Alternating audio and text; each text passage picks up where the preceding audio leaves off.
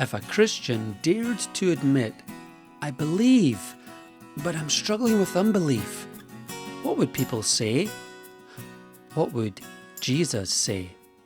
Hi, I'm Alec McClellan. This is a Jigsaw Guide to Life.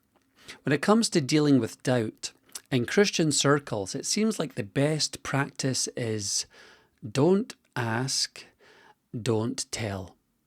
Christians struggle with doubt. We could take it one step further.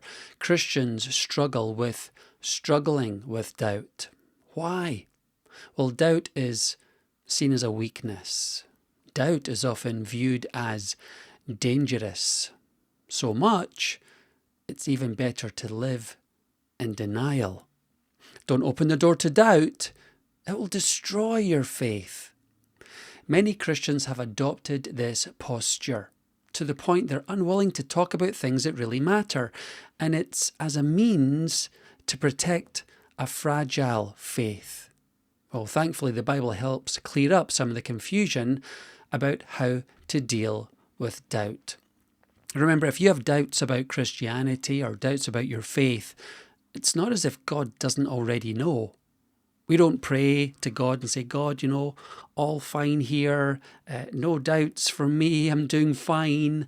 And God's hovering above us, looking down on Alex, saying, that's my guy, no doubts. And I'm thinking, phew, just as well, I never told God about the doubts.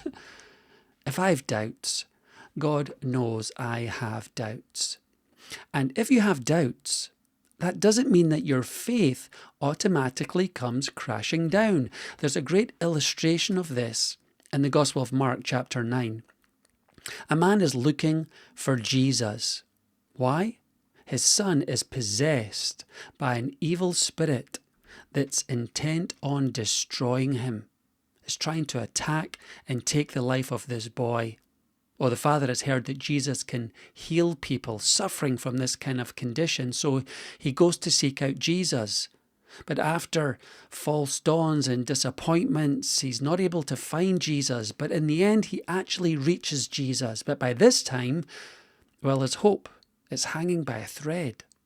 So when he comes to Jesus and Jesus asks him if he believes he can heal his son, what does the man have to say? I do believe. Help my unbelief. One more time. He finally reaches Jesus. And what does he have to say? I believe, but help my unbelief. That's it? That's what he's bringing to the table? Well, what a wonderful opportunity for us to find out what Jesus really thinks about people who are struggling with doubt and unbelief. Listen to this. Jesus does not reject him. Jesus doesn't even criticize him. Jesus comes alongside him and heals his son. This man's faith was faltering. He had just enough belief to reach out to Jesus, and the Bible teaches just enough belief is just enough. J.P. Moreland is a Christian philosopher. He said, many times we think that believing something with less than complete certainty means we really do not believe it. But this is not true. If you believe something, you must be more than 50-50 regarding that belief. And your belief can grow. If you're wrestling with doubt about Christianity, Lord, I believe, help my unbelief, is a great prayer, because just enough belief is just enough. I like what author Os Guinness said. As believers, we cannot always know why, but we can always know why we trust God who knows why. And that makes all the difference. The Bible clears up confusion about dealing with doubt, and it teaches doubt can be a springboard to confident Christianity. Doubt can be a springboard to confident Christianity. Here's the first lesson when it comes to dealing with doubt.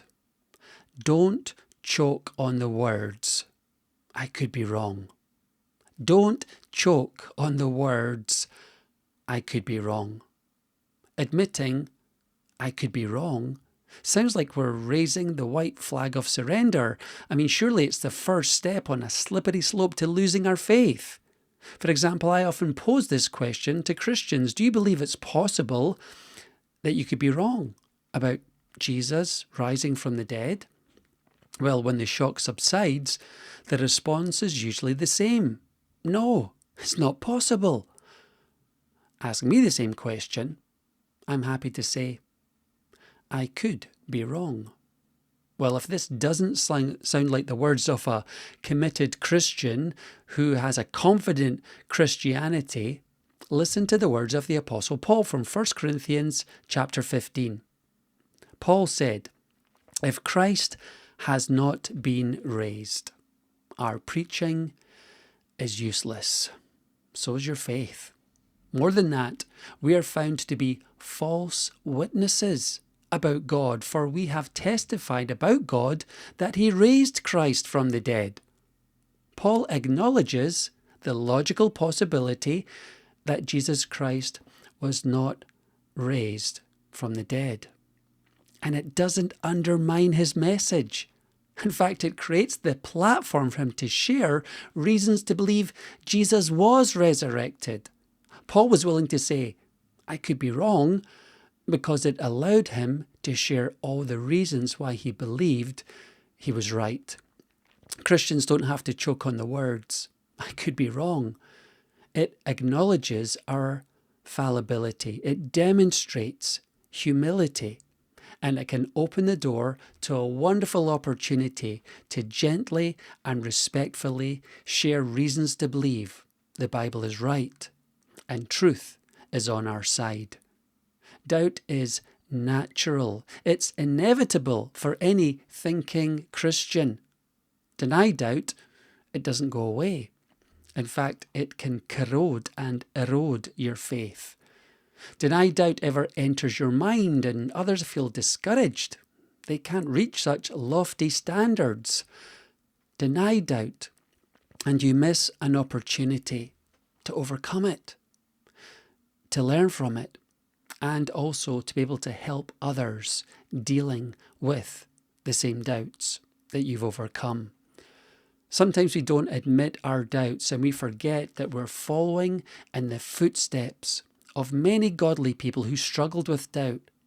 Consider people like Abraham or Moses or Jesus' disciples.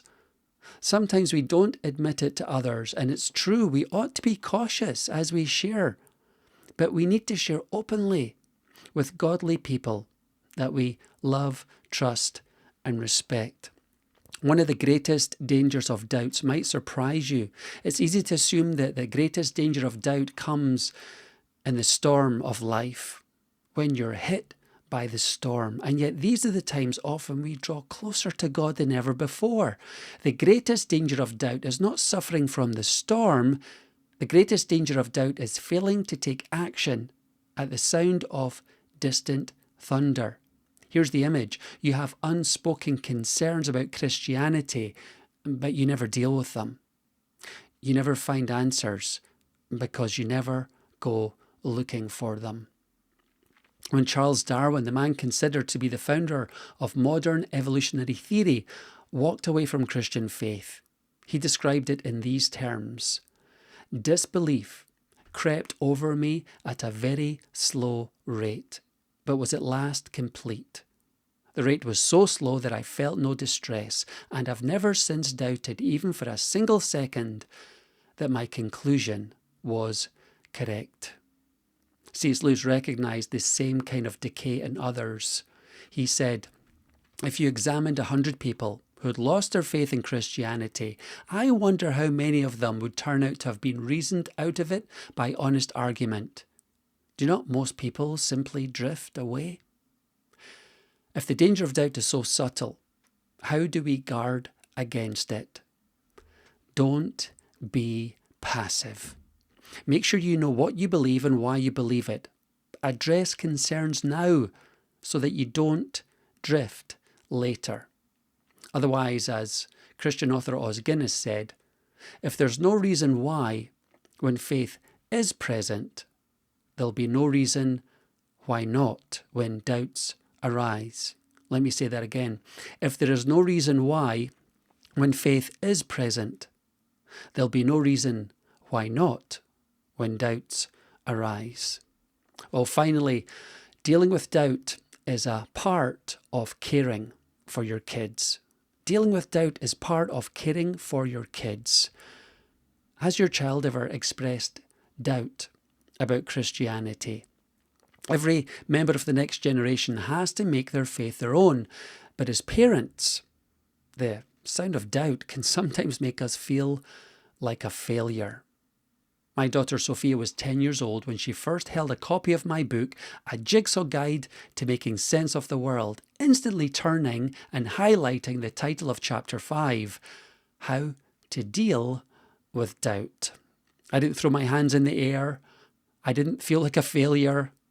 I gave it a hug and smiled.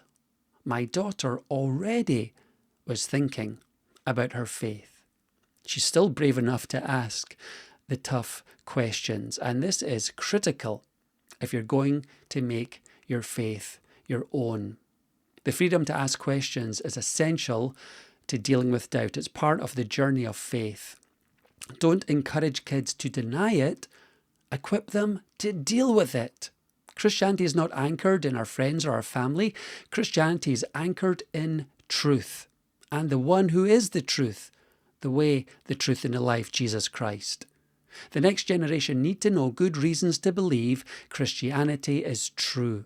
So if your kids are wrestling with doubt, don't freak out. Philosopher Charles Peirce said, the action of thought is excited by the irritation of doubt. The action of thought is excited by the irritation of doubt.